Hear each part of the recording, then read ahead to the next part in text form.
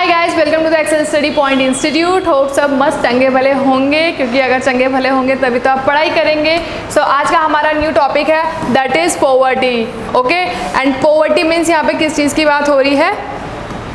Poverty means गरीबी, आप लोगों को पता ही है।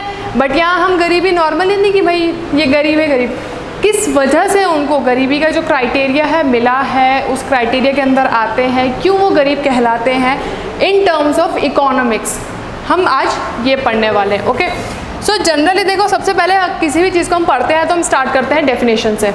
ऑब्वियसली अब हमारा आज का टॉपिक पॉवर्टी है, तो ऑब्वियसली हम पॉवर्टी की डेफिनेशन जानेंगे। सबसे पहले जो सबसे इंपॉर्टेंट होता है, हमें पता होना चाहिए ना कि जिस चीज़ के बारे में पढ़ रहे हैं वो क्या है। तो पॉवर्टी की बात करें, अगर गरीबी की बात करें, तो ये एक अवस्था है, एक ऐसी स्टेट होती है कौन सी स्टेट जिसमें क्या होता है कि कोई व्यक्ति है, कोई इंडिविजुअल की अगर हम पर्सन की बात करें, वो क्या कर रहा है, उसकी जो सर्वाइव करने का, जो लाइफ जीने का जो एक बेसिक ज़रूरतें होती है ना, वो पूरी नहीं हो पा रही है उसकी। ठीक है, या तो उसके पास इतना पैसा नहीं है कि वो इन चीज़ अपनी ज़रूरतें पूरी कर पा रहा हो। ठीक है, और वो भी बेसिक की बात हो रही है यहाँ पे, जो आपकी जस्ट क्या बोलते हैं, आपके लाइक हाई स्टैंडर्ड्स हैं, वो डिफरेंट चीज़ है। ठीक है, बट जो एक बेसिक चीज़ें हैं, रोटी कपड़ा मकान जो चाहिए होता है एक इंसान को सर्वाइव करने के लिए, वो ही उसके पास अगर नहीं हो पा रहा है, तो वो क्या होता है, गरीबी में आ जाता है, उसको वो क्राइटेरिया गरीबी का मिल जाता है। इंडिया की बात करें तो इंडिया में जनरली क्योंकि आपको पता है कि इंडिपेंडेंस के बाद से, स्वतंत्रता के बाद से इंडिया में कितनी गरीबी आ चुकी थी, गरीबी दर कितना हो चुका था। ठीक है, तो इंडिया में जो पॉवर्टी की जो डेफिनेशन है, गरीबी की जो डेफिनेशन है, वो थोड़ी अलग है। जनरली क्या है, emphasise on minimum level of living rather than reasonable level of living. Means यहाँ पे किसकी बात हो रही है कि भैया जो आपकी लाइफ जीना है आपने, जो ठीक है, आपने जो ज़िंदगी जीनी है, बितानी है, उसमें जो बेसिक ज़रूरतें हैं वो होनी चाहिए आपके पास। ठीक है, कोई मतलब नहीं कि भैया आप किस पर्पज़ से ऐसे लाइफ जी रहे हैं, ऐसा स्टैंडर्ड मतलब हाई रिच वाला जो भी है, कोई मतलब नहीं है। मिनिमम आपका जो है, आपको जो ज़रूरत है अपनी लाइफ जीने की, वो आपके पास होनी चाहिए। इसी से आपका क्या डिफाइन होता है कि आप पॉवर्टी में हैं या नहीं है। रीज़न का कोई मतलब नहीं है। ठीक है, कि लोग भाई अमीर बनने की कोशिश कर रहे हैं, अमीर बनना चाह रहे हैं, नथिंग। ओके, अब पहले की बात करें तो पहले जो पॉवर्टी, अब ऑब्वियसली बात है यार, देखो गरीबी है तो गरीबी दर भी मापा जाता है। ठीक है, मापा गया था पहले भी। ठीक है, तो यहाँ पे क्या था पहले कि अगर हम बात करें तो पहले जो पॉवर्टी रेट था, गरीबी दर की अगर मैं बात करूँ, वो एस्टिमेट कौन कर रहा था? वो कर रहा था आपका प्लानिंग कमीशन। ठीक है, उसके पास ये अथॉरिटी थी कि वो बताएगा काइंड ऑफ, चाहे वो ईयर वाइज हो, ठीक है, जो भी टाइम पीरियड है उसके अकॉर्डिंग जो पॉवर्टी एस्टिमेट है वो बताएगा कौन? आपका बताएगा प्लानिंग कमीशन। वो अथॉरिटी उसके पास थी। किसके साथ, मतलब किसने उसको ये अथॉरिटी दी थी? वो दी थी आपको national sample survey office, NSSO। ठीक है, NSSO क्या करता था कि राउंड्स करवाता था। ठीक है, डिफरेंट राउंड्स होते हैं, जैसे लाइक आपके एग्जाम्स में प्री मेंस है, इंटरव्यू 3 राउंड होते हैं। तो ऐसे क्या होता था, पॉवर्टी को जो आपकी गरीबी दर है उसको मापने के लिए क्या कराते थे, अलग अलग डिफरेंट राउंड्स कराए जाते थे। ठीक है, सर्वे होता था उसमें, और वो भी किस में, मंथली बेसिस में। किस में होता है आपका, मंथली बेसिस पे होता था। और उसी के बेसिस पे क्या होता था, जो प्लानिंग कमीशन था वो पॉवर्टी एस्टिमेट करता था। अब क्या हो गया, अब की अगर एट प्रेजेंट की बात करें तो ये कौन कर रहा है? ये कर तो NSSO रहा है, NSO, नेशनल स्टैटिस्टिकल ऑफिस। अब ये काम करता है पॉवर्टी एस्टिमेट का। किसके अंडर करता है? Under the ministry of statistic and programme implementation. ठीक है, एंड कल 17 तारीख थी, तो कल की अगर मैं बात करूं, जो सबसे इंपॉर्टेंट बात है, कल के दिन को ही 1987 से यूनाइटेड नेशन ने कल के दिन यानी 17 अक्टूबर को क्या डिक्लेयर किया था? As a international day for eradication of poverty, गरीबी हटाओ। इसके लिए international day for eradication of poverty 17 अक्टूबर को डिक्लेयर किया गया था। अब देखिए, पॉवर्टी की चलो डेफिनेशन तो हमें पता चल गई कि एक्चुअल में होता क्या है। ठीक है, इन टर्म्स ऑफ इकोनॉमिक्स। अब आता है कि ये पॉवर्टी हुई कैसे, शुरू कैसे हुई, क्या कारण थे? बिना कारण के तो कुछ भी चीज़ नहीं होती है। ठीक है, आप पढ़ रहे हो तो आप किसी कारणवश पढ़ रहे हो ना कि आपको नौकरी चाहिए, तो ऑब्वियसली बात है भाई गरीबी आई तो क्यों आई, क्या कारण थे? सबसे पहला, हाई पॉपुलेशन ग्रोथ रेट। ठीक है भाई, जितनी जनता बढ़ेगी ना, जितनी आबादी बढ़ेगी, उतने ही आपको रिसोर्सेज कम मिलेंगे। अगर आपके घर में, आपके परिवार में, मतलब मेरे परिवार में ले लो 4 लोग हैं, तो हमारे पास अगर 100 रुपये की हम बात करें तो 100 रुपये हम इक्वली 25-25 रुपये डिवाइड कर सकते हैं 4 जनों में। वही हमारे घर में अगर 10 मेंबर हो जाएं तो वो कितना बन जाएगा? वो आपका बन जाएगा 10-10 रुपये सबके पास। ठीक है, तो जो चीज़ हम 25 रुपये में फुलफिल कर पा रहे थे हर एक इंडिविजुअल हमारी फैमिली का, अब वो क्या हो रहा है, वो 25 से घट के 15 रुपये डिक्लाइन हो गया है ना, 10 रुपये हो गया है। कुछ होगा उस 10 रुपये में? कुछ नहीं होगा। तो क्या है भाई, जितनी आपके क्या होगी पॉपुलेशन बढ़ती जाएगी उतना ही क्या होगा, क्योंकि अब देखो सरकारी नौकरी, ना तो सरकारी नौकरी इतनी ज़्यादा है, ना तो प्राइवेट सेक्टर में इतनी जॉब्स हैं कि हर किसी को दी जाए। और जैसे जैसे ये बढ़ रही है, जो आपकी पॉपुलेशन बढ़ रही है, तो सबको तो मिल नहीं सकती नौकरी। तो जिनको नहीं मिल रही वो किस में आ जाता है, फिर आपका पॉवर्टी में आ जाता है। दूसरा आपका आता है अनएम्प्लॉयमेंट एंड अंडर एम्प्लॉयमेंट। भाई सिंपल सी बात है, पिछले लेक्चर में भी बताया था कि अगर बेरोजगार होंगे तो बेरोजगार होके क्या होगे, सीधे सीधे आप किस में आ जाओगे, गरीबी में आ जाओगे, पॉवर्टी में आपको डिफाइन किया जाएगा।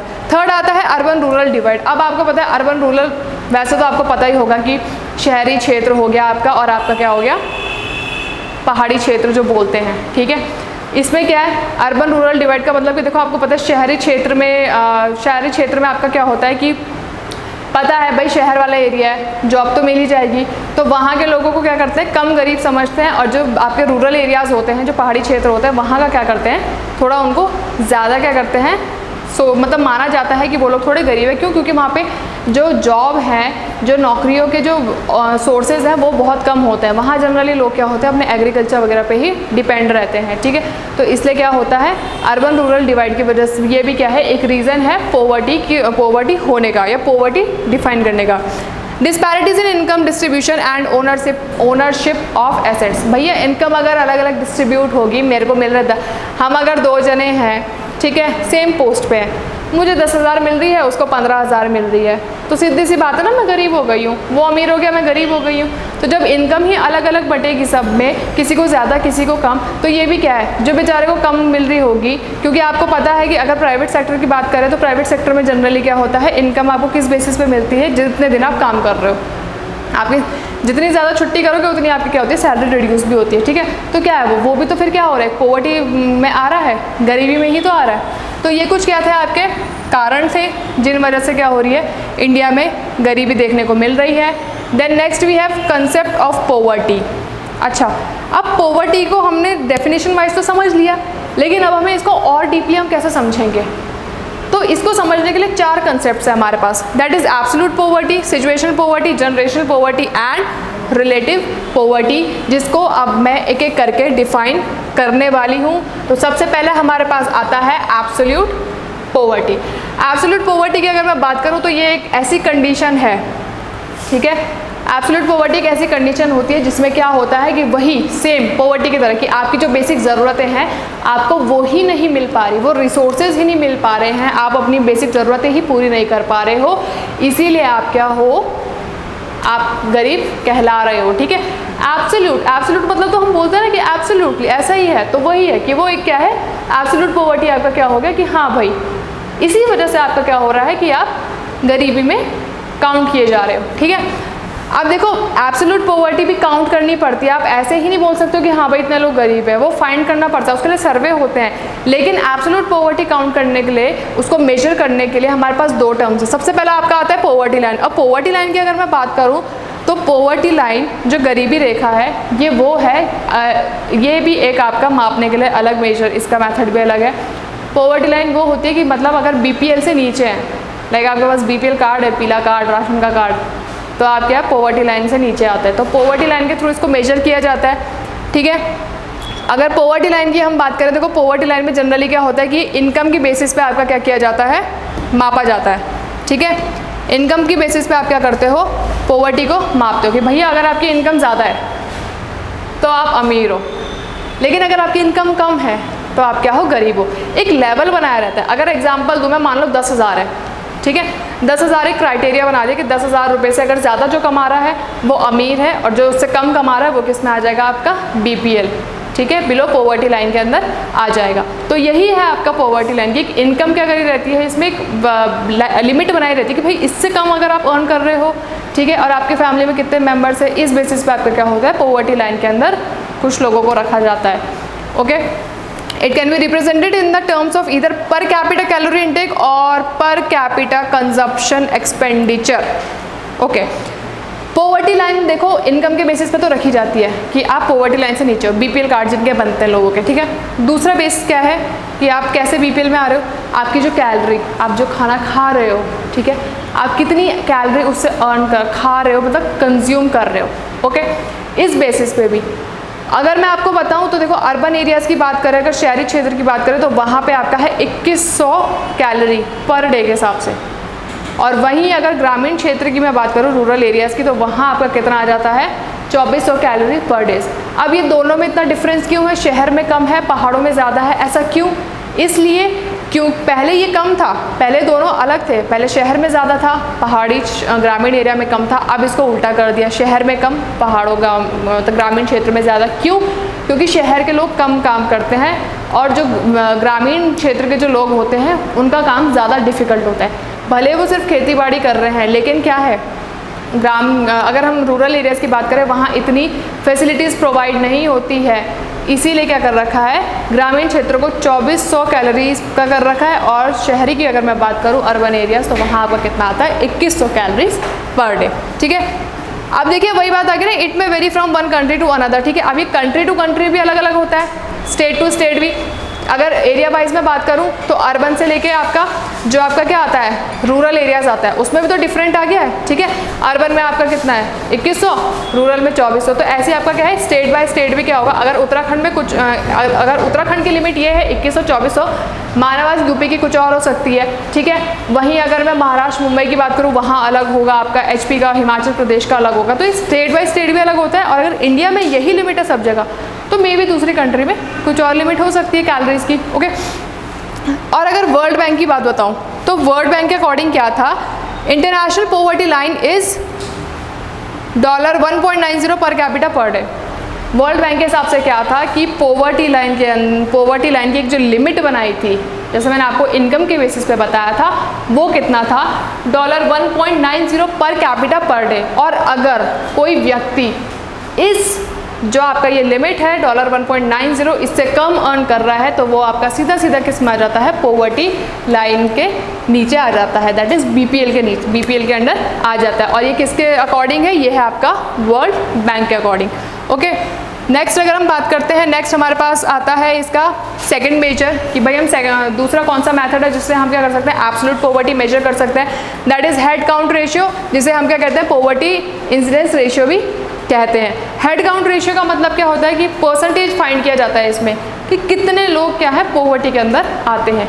कैसे करोगे कि कोई एरिया है, सपोज एक एरिया है जहाँ पे मान लो 5000 रुपये, वो 5000 क्या है पॉपुलेशन है वहाँ की। ठीक है, उसमें से आप ये मान लो 2000 लोग क्या है गरीबी के अंदर आते हैं। ठीक है, तो HCR का फॉर्मूला सिंपली क्या है, total number of BPL people. मैंने क्या कहा कि 2000 लोग गरीब है और टोटल वहाँ की आबादी कितनी है, 5000 है। ठीक है, उसको क्या करेंगे 100 से मल्टीप्लाई, ऑब्वियसली परसेंटेज निकालने के लिए, तो आपका कितना और रह जाएगा ये 40%। ठीक है, तो मतलब वहाँ के उस एरिया में जो आपकी पॉवर्टी है वो कितनी है, 40% गरीब लोग वहाँ रहते हैं, गरीबी वहाँ पे गरीबी दर है। तो ये है HCR। ठीक है, it indicates the incidence of poverty. ठीक है, पॉवर्टी के बारे में बताते हैं इसका, इसीलिए इसको पॉवर्टी इंसिडेंस रेशियो भी कहा जाता है। ठीक है, अगर 2022 की रिपोर्ट की बात करें, 2022 में जो रिपोर्ट अभी आई है किसके थ्रू, वर्ल्ड बैंक के थ्रू, अभी जो लेटेस्ट रिपोर्ट आई है उसमें क्या बताया गया है कि इंडिया का जो हेड काउंट रेशियो है वो कितना हो गया है, कम हो गया है, कितने से 16.4% व्हेन इन 2021 में जो यहाँ का इंडिया का जो क्या है हेड काउंट रेशियो है वो घट के कितना आ चुका है, 16.4% आ चुका है। Okay, then next we have situational poverty. Okay, situational poverty तो खैर बहुत इजी ही समझ लो, क्योंकि आप नाम से अगर समझ सकते हैं। सिचुएशन, भाई ऐसी सिचुएशन आ गई मैं घूमने नहीं आ पाऊँगा, ऐसी सिचुएशन आ गई यार आज मुझे छुट्टी चाहिए, अलाना, सुनते हो ना आप ये सब। तो बस यहाँ पे सिचुएशन की बात है, बस यहाँ पे क्या आ गया, पॉवर्टी की लैंग्वेज में आ गया कि सिचुएशनल गरीबी क्या होती है, तो ये वो गरीबी होती है, ये वो पॉवर्टी होती है जो आपके सडन कॉजेज, लाइक सपोज आपके क्या हो गया, जैसे कि क्या हो गया, मतलब जनरली कि पॉवर्टी लाइन के नीचे ये इस केस में तब आते हैं लोग जब क्या होता है, जैसे किसी की सपोज डेथ हो गई अचानक, बेरोज़गार हो गए हैं। ठीक है, बेरोज़गार है, कोई नेचुरल डिज़ास्टर आपदा आ गई है, या फिर कोई डिवोर्स का सिस्टम है, इन वजह से जो लोग क्या हो जाते हैं, बेरोज़गारी समझ लो, जिन पे कुछ अपनी बेसिक लाइफ जीने की ज़रूरतें जो हैं वो है मिल ही नहीं रही है, वो फुलफिल ही नहीं कर पा रहे हैं, तब ये होती है सिचुएशनल पॉवर्टी। ओके, अगर इसकी बात करूँ, और इसमें क्या होता है, आप तब तक गरीब रहोगे जब इसमें तब तक आपको सिचुएशनल पॉवर्टी के अंदर काउंट किया जाता है जब तक कि आपको कोई सोर्स ऑफ इनकम ना मिल जाए। इट मीन्स आपको कोई रोजगार, कोई एम्प्लॉयमेंट ना मिल जाए, तब तक आपको क्या करना पड़ता है, इसी सिचुएशनल पॉवर्टी के अंदर काउंट किया जाता है। Then next we have generational poverty. अच्छा, जनरेशनल में अब देखो जनरेशन का वर्ड आ गया, इसमें जनरेशन वर्ड आ रहा है। जनरेशन आपको पता है क्या होता है, जनरेशन मीन्स पीढ़ी। ओके, तो यहाँ पे क्या होगा, पीढ़ी की बात हो गई। ठीक है, अब गढ़वाली वाले जो हैं वो पीढ़ी का मतलब वो मत समझना, जो रोटी बनाते हैं वो गोल गोल पीढ़ी, वो नहीं। ओके, तो यहाँ की अगर बात करें, इसमें क्या होता है कि मान लो कोई जनरेशन है, मैं, मेरे पापा, उनके पापा, उनके पापा, तो अगर इस पीढ़ी में कोई कंटिन्यूसली 2 पीढ़ियों से, 2 जनरेशन से क्या है, गरीबी देख रहा है, गरीबी में जी रहा है, तो वो क्या कहलाता है, जनरेशनल पॉवर्टी कहलाता है। ठीक है, it is defined as a staying under poverty for 2 और मोर जनरेशन, मतलब लगातार 2 या 2 से ज़्यादा जनरेशन के लिए आप क्या हो रहे हैं, गरीबों की तरह रह रहे हैं, तो आप किस में आते हैं, जनरेशनल पॉवर्टी के अंदर आते हैं। Like asset this poverty is pass down to the next generation. जैसे क्या होता है कि मेरे दादा की संपत्ति मेरे पापा को, मेरे पापा की संपत्ति मेरे को तो नहीं, मेरे भाई को जाएगी। तो ऐसे ही इसमें क्या होता है कि अगर किसी का दादा गरीब है तो वो गरीबी उसके बेटे पे जाएगी, वो वहाँ से उसके बेटे पे जाएगी। जैसे संपत्ति पास होती रहती है ना, ऐसे क्या है, गरीबी भी पास होती रहती है। वो अलग बात है कि बच्चों ने पढ़ लिया तो अपना भविष्य बना के अमीर बन गए। दिस फिनोमिना, अच्छा इसी फिनोमिना को, ये जनरेशनल पॉवर्टी जो है, इसी को और क्या बोलते हैं, इंटर जनरेशनल पॉवर्टी भी कहा जाता है। Okay, then next we have what, relative poverty. This is the last concept of poverty. ठीक है, रिलेटिव पॉवर्टी को अगर हम जनरली बात करें तो इसको हम रिप्रेजेंट किससे करते हैं, इनकम इनइक्वालिटी से। सिंपली रिलेटिव पॉवर्टी का मतलब है कि इनकम इनइक्वालिटी, आपको इनकम मिल रही है, आपको सैलरी मिल रही है, उसमें क्या हो रहा है, भेदभाव हो रहा है। ठीक है, किसी को ज़्यादा किसी को कम मिल रही है, क्या है वो, रिलेटिव पॉवर्टी। ठीक है, रिलेटिव पॉवर्टी जनरली किसके बीच में देखी जाएगी, अमीर और गरीब लोगों के बीच में। ठीक है, the gap in income between the rich and poor is refer to as income inequality. ठीक है, जो अमीरों और जो गरीब लोगों के बीच में जो इनकम है, जो अमीर कमा रहा है, जो गरीब कमा रहा है, ठीक है, और जो वो मतलब दोनों कमा रहे हैं, उसके बीच में जो गैप है, अगर 10,000 का भी गैप है तो वही आपका क्या है कि इनकम इनइक्वालिटी, कि उसको ज़्यादा मिल रहा है, मुझे कम मिल रहा है, और यही आपका क्या बताता है, रिलेटिव पॉवर्टी डिफाइन करता है। ठीक है, in other words it indicates the disparity in the distribution. वही बात आ गई ना कि आपका क्या हो रहा है, आपको सैलरी क्या हो रही है, अलग अलग मिल रही है, भेदभाव किया जा रहा है। ओके, अब इनकम इनइक्वालिटी क्यों हो रही है, सबको इक्वली सैलरी क्यों नहीं मिल रही है, because of concentration of assets in the private sector. कि आज की डेट में क्या है कि अब देखो, आज की डेट हो या कब की बात, प्राइवेट सेक्टर में आप जितना ज़्यादा एसेट पे लगाओगे ना, जितना ज़्यादा एसेट पे कंसंट्रेशन करोगे, ज़्यादा से ज़्यादा लगाओगे, उतना ही क्या होगा, आपका इनकम इनइक्वालिटी होगी। क्योंकि देखो सिंपल सी बात है, प्राइवेट सेक्टर में क्या होता है भाई, जिसने फैक्ट्री खोली, जिसने बिजनेस स्टार्ट किया है, उसको प्रॉफिट है। उसके नीचे जो वर्कर्स काम कर रहे हैं उनको कैसे होगा प्रॉफिट, उनको नहीं होगा। वहाँ तो इनकम आपकी अनइक्वल रहेगी। छुट्टी कर लोगे तो भाई सैलरी काट देंगे। ठीक है, सरकारी की तरह थोड़ी है कि भाई छुट्टी मार लो तो भी आपको उतनी सैलरी मिलेगी, ऐसा सिस्टम नहीं है। दूसरा आपका आता है टेक्नोलॉजिकल एडवांसमेंट। भाई अब जितने क्या हो रही है, टेक्नोलॉजीज अच्छी आ रही हैं, उतना क्या हो रहा है, ह्यूमंस का जो ह्यूमन रिसोर्सेज जो चाहिए होती हैं काम करने के लिए, लेबर चाहिए होती है, वो अब थोड़ी थोड़ी कम होती जा रही है। अब तो AI भी आने लग गए हैं। सुनने में तो यही आ रहा है कि कुछ टाइम में अब इंसानों ने काम करना बंद करना है, सारे काम AI करेंगे।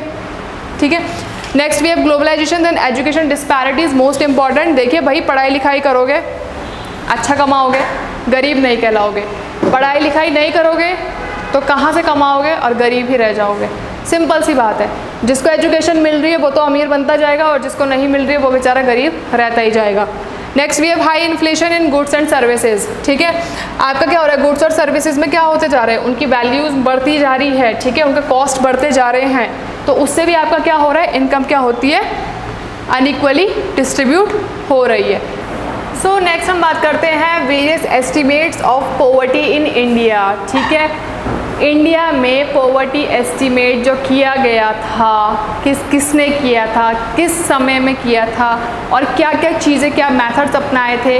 ठीक है, क्या उन्होंने अपने रिक्वायरमेंट्स जो भी थी वो क्या क्या रखी थी। ओके, सो अगर हम इसमें बात करें, इसमें 2 फेज़ आते हैं आपका। एक आता है आपका प्री इंडिपेंडेंस यानी कि स्वतंत्रता से पहले, दूसरा आता है आपका पोस्ट इंडिपेंडेंस यानी स्वतंत्रता के बाद। तो सबसे पहला हमारे पास आता है प्री इंडिपेंडेंस एस्टीमेट, और इसमें मैं आपको बता दूं कि इसमें सबसे पहले जो ऑफिशियली अटेम्प्ट किया था पॉवर्टी मेजर की गई थी वो की गई थी श्री दादा भाई नौरोजी के द्वारा। किसमें किया था? उन्होंने अपनी उनकी जो बुक थी कौन सी, poverty and the un British rule in India, उसमें उन्होंने पॉवर्टी एस्टिमेशन बताया था। और उन्होंने कितना बताया था रेंज, उसकी पॉवर्टी लाइन की रेंज जो बताई थी वो थी 16 से 35 रुपये पर कैपिटा पर ईयर।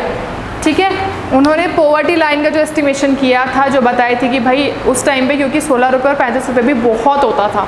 ठीक है, तो उन्होंने ये रेंज कितनी रखी थी पॉवर्टी लाइन की, 16 से लेके 35 रुपये रेंज रखी थी। किस टाइम पीरियड की बात हो रही है? 1867 से 68 की बात हो रही है। ठीक है, वहीं अगर 1938 की बात करें, 1938 में नेशनल प्लानिंग कमेटी थी जो, ठीक है, इन्होंने भी पॉवर्टी एस्टिमेट करी और इन्होंने कितना बताया पॉवर्टी का रेंज, तो इन्होंने बताया था 15 से 25 रुपये पर कैपिटा पर मंथ बताया था। लेकिन इन्होंने जो बताई थी रेंज उसको as a poverty range tag नहीं दिया गया था। ठीक है, और इसके बाद 1944 में बॉम्बे प्लान ने क्या किया था? बॉम्बे प्लान ने सजेस्ट किया था कि जो पॉवर्टी लाइन है वो कितनी होनी चाहिए आपकी, 75 रुपया पर कैपिटा पर ईयर होनी चाहिए। जो पॉवर्टी लाइन की एक रेंज थी कि इससे कम कमा रहे हो तो गरीब, इससे ज़्यादा कमा रहे हो तो आप अमीर। Okay, then next we have post independence estimate. ठीक है, अब देखो भाई स्वतंत्रता के बाद क्या क्या चेंजेस हुए थे, क्या क्या कमेटीज़, बहुत सारी कमेटीज़ बनी थी, इन्होंने क्या क्या बताए थे। सबसे पहला आपका आता है VM Dandekar and Neelkanth Raj committee. क्या टाइम पीरियड था इनका? 60 से 1962 1961। और इनकी कमेटी क्या कहती है? इन्होंने क्या किया था? 2250। ठीक है, 2250 कैलोरीज अगर आपको मिल रही है या इससे ज़्यादा मिल रही है तो आप अमीर हो, लेकिन अगर आपको 2250 से कम मिल रही है इट मीन्स आप क्या हो? पॉवर्टी के अंदर आते हो, आप गरीबी में आते हो। ठीक है, और इनका जो एस्टिमेशन था वो कितना था? रूरल एरियाज, ग्रामीण क्षेत्रों के लिए 40% था, और वहीं अगर अर्बन की बात करें तो कितना था? 50%, दैट इज़ 50% था। दूसरी आती है हमारे पास वाई के अलग टास्क फोर्स, जिसका टाइम पीरियड था 1973 से 74। इस कमेटी के तहत क्या था कि जो आपके ग्रामीण क्षेत्र हैं और जो आपके शहरी क्षेत्र हैं दोनों के लिए जो कैलोरीज इनटेक है, कैलोरीज जो ले रहे हैं वो डिफरेंट होगी। जैसे अगर रूरल एरियाज़ की बात करें तो रूरल एरियाज़ में 2400 करा, और अर्बन एरियाज़ की बात करें तो 2100। अगर इस अमाउंट से कम कैलोरीज आप ले रहे हो तो आप गरीबी में आते हो। ठीक है, और ऐसा डिफ्रेंशिएशन क्यों हुआ? क्योंकि वो मैं आपको बता चुकी हूँ, क्योंकि पहाड़ी लोग जो हैं वो ज़्यादा मेहनत, ज़्यादा काम करते हैं, करते शहर के लोग भी हैं, लेकिन जैसे पहाड़ों की जो सिचुएशन, जो कंडीशन होती है, उस वजह से ही क्या करा, ये कैलोरीज का डिफ्रेंशिएशन किया गया। दूसरा इस कमेटी में क्या हुआ था कि जो हेल्थ और एजुकेशन जो मोस्ट इंपॉर्टेंट मानी जाती है बेसिक नेसेसिटी में, इसको मेजर नहीं किया जाता था, मतलब इससे आपका पॉवर्टी एस्टिमेट नहीं माना जाता था, और इनका जो पॉवर्टी एस्टिमेशन था इन्होंने कुछ भी नहीं बताया था। Then we have DT Lakdawala committee, जिसका टाइम पीरियड वही सेम 1973 से 74 था। डीटी लकड़ावाला कमेटी की अगर बात करें तो इनका सेम क्या था? सेम मेथड इनका वही था जो किसका था? अलग कमेटी का था। ठीक है, कैलोरीज इनटेक, इनकी जो मतलब कैलोरी इनटेक जो इन्होंने बताई थी वो सेम किसकी तरह बताई थी? जो अलग टास्क की थी, दैट इज रूरल एरियाज़ के लिए 2400 और अर्बन एरियाज़ के लिए 2100। दूसरा इसमें क्या हुआ? Poverty line to be update. अब देखो ग्रामीण क्षेत्रों की बात करें तो वहाँ पर आप कैसे बताओगे गरीब है कि नहीं है? क्योंकि वहाँ पे आपको पता है ग्रामीण क्षेत्र में क्या होता है, सबसे ज़्यादा खेतीबाड़ी की जाती है, तो खेतीबाड़ी के बेसिस में एग्रीकल्चरल लेबर की बेसिस पे ही ग्रामीण क्षेत्र में पॉवर्टी का क्राइटेरिया मिलता है। ठीक है, और वहीं अगर बात करें आपके अर्बन एरियाज़ की तो वहाँ पे जो आप इंडस्ट्रियल वर्कर हो, जो आप अर्न कर रहे हो, जो भी आप काम कर रहे हो, उस बेसिस पे आपको पॉवर्टी का क्राइटेरिया मिलता है। वहीं अगर इसकी पॉवर्टी एस्टिमेशन की बात करूँ आपकी डीटी लकड़ावाला कमेटी की, तो वो कितनी थी? 54.9% थी। ठीक है, then next we have Suresh Tendulkar committee. Okay, Suresh Tendulkar committee का टाइम पीरियड अगर मैं बताऊं तो वो आपका कितना था? 2004 से 2005 था। ठीक है, इसने जो अडॉप्ट किया था जो मेथड वो सेम किसका था? लकड़ावाला का। और लकड़ावाला ने किसका किया था आपका? वो था अलग कमेटी का। ठीक है, इसने क्या था? लकड़ावाला मैथडोलॉजी अपनाई थी। ठीक है, लेकिन इसमें प्राइवेट एक्सपेंडिचर ऑन हेल्थ और एजुकेशन में जो प्राइवेट खर्चा हो रहा है उसको भी, उन टर्म्स को भी लिया गया पॉवर्टी एस्टिमेशन के लिए, गरीबी दर मापने के लिए। और इनका जो गरीबी दर मापना था, जो पॉवर्टी एस्टिमेशन था, वो कितना था? 37.2%। नेक्स्ट हमारे पास आता है रंगराजन कमेटी, जिसका टाइम पीरियड 2011 से 12 था, ठीक है। सेम ये भी किस पे थी, लकड़ा वाला जो मैथडोलॉजी थी उसी पे बेस्ड था इनका भी, ठीक है। इसमें क्या हुआ था, इसमें हेल्थ और एजुकेशन के साथ साथ जो फूड और नॉन फूड आइटम्स, जो खाने की पदार्थ हैं और जो नहीं खाने वाली चीज़ें हैं, उनसे भी क्या किया जा रहा था, गरीबी दर मापी जा रही थी, ठीक है। तो both food and non food items of expenditure into account. इसमें क्या हुआ था कि भाई एक फैमिली का जो महीने का खर्चा होगा ना, मंथली एक्सपेंडिचर, उससे भी पॉवर्टी मापी जाएगी, ठीक है। और वो फैमिली में कितने मेंबर्स होने चाहिए, अगर मिनिमम बताऊँ तो 5, जैसे अगर 5 की बात करें, जनरली आज की डेट में फैमिली में 4 मेंबर्स होते हैं, बट उस टाइम पे क्योंकि था इतना तो 5 मेंबर्स के बेसिस पे, और सबका अलग अलग खर्चा नहीं, इंडिविजुअली सबका जो टोटल जो खर्चा होगा महीने का, उस बेसिस पे भी पॉवर्टी डिफाइन की गई थी, ठीक है। और इसमें कैलोरीज की बात तो पहले से हो रही थी, लेकिन इसमें कैलोरीज के साथ साथ आपका फैट और आपका प्रोटीन भी काउंट किया जाएगा, मेजर किया जाएगा, किसके लिए, आपका पॉवर्टी एस्टिमेशन फाइंड करने के लिए। और इसका पॉवर्टी एस्टिमेशन कितना था, 29.5%। होप सो चीज़ें समझ आई होंगी, क्लियर हुई होंगी, ठीक है। नहीं होती है, कुछ कन्फ्यूजन रहता है तो हमें बताएं, हम आपकी समस्या का समाधान ज़रूर निकालेंगे। बाकी पढ़ते रहिए, मस्त रहिए, थैंक यू।